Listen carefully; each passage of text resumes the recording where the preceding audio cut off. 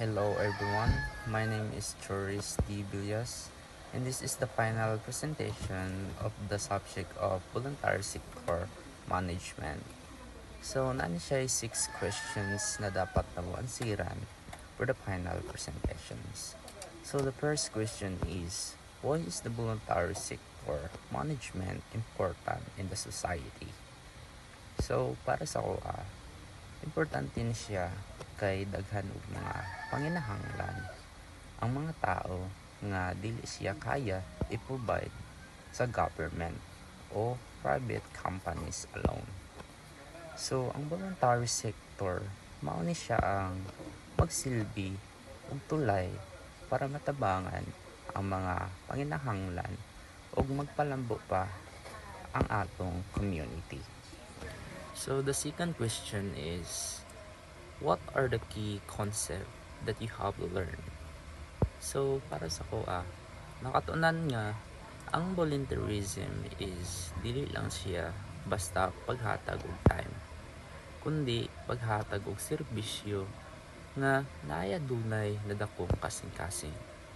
Ug nakatunan sa nako nga bahin sa maayong pagplano like sa organizations ug ang tinuod nga leadership na mahatag sa mga tao na para makita nila ang tinuod ug saktong pagpanerbisyo sa katawhan. So the third question is, how did the outreach program help you understand the subject better? So para sa ako, mas nasabtan na ako ang subject kay nakita na ako sa actual kung sa jud ang sitwasyon sa barangay Sasa diri sa Rabinturan.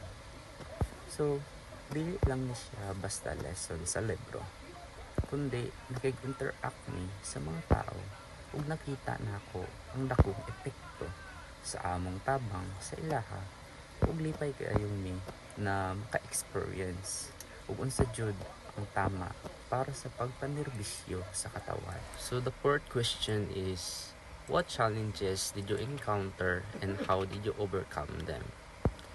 So, ang challenge na akong na-encounter kay usahay kulang sa resources o budget.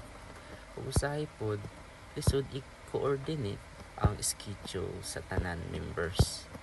Pero na-overcome na mo ni pinaagi sa pagtinabangay ug pagka-creative sa mga dapat na solusyonan o very pagka-flexible sa tanan. So the fifth question is, how can you apply your learnings in real life, especially in serving the community? So para sa ko, ma-apply na ko ni pinaagi sa pagka-aktibo sa mga activities like sa among lugar or bisan pa unsa pa kagamay nga tabang o oras. So andam jud ko mo tabang ug maging responsible sad ko ug dili maghulat nga naay mukuman sa kuha before ko mo actions. So, the last question is, what is your personal realization about volunteerism and leadership?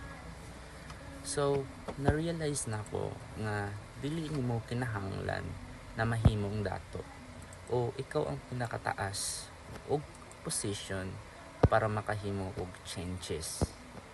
So para sa ko, ang pagka-leadership or volunteer kay nag-start siya sa atong gugma para sa pagpanerbisyo sa mga tao.